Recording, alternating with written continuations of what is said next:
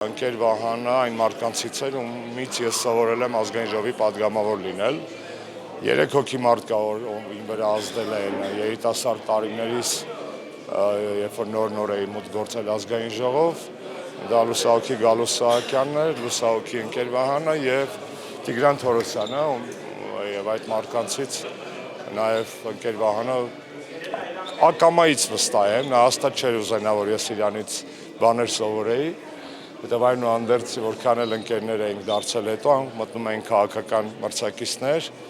բայց ընկեր Վահան այն մարդն էր, ում հետ անգամ քաղաքական մրցակցությունը պատիվ էր լինել իր քաղաքական մրցակիցը եւ պատիվ էր լինել իրեն մրցակից, դա շատ պատվաբեր էր։ Ընկեր Վահանի քաղաքական կերպարի մի կարևոր երանգ եմ ուզում շեշտել, բեմից դուրս, դա չկրկնվելու համար։ Ընկեր Վահանը այն քաղաքական գործիչներից էր, ով մրցունակ էր ոչ միայն Հայաստանի ներքաղաքական կյանքում, այլ նաև պատվով ներկայացնում էր երկիր արտերկրում,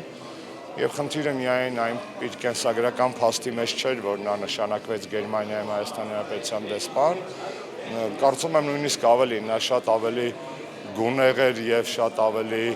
խիտ որպես քաղաքական Հայաստան ներկայացնող քաղաքական գործիչ հենց խորհրդարանական դիվանագիտության հարթակներում ես չեմ հիշում գետ մեկ դեպք, որտեղ ընկեր Վահանը լինի պատվիրակության կազմում կամ գլխավորի պատվիրակությունը եւ Հայաստանը, Հայաստանի ազգային շահը, Հայաստանի խորհրդարանը, այ ժողովուրդը պատվով ներկայացված չլինեն եւ սա իհարկե իր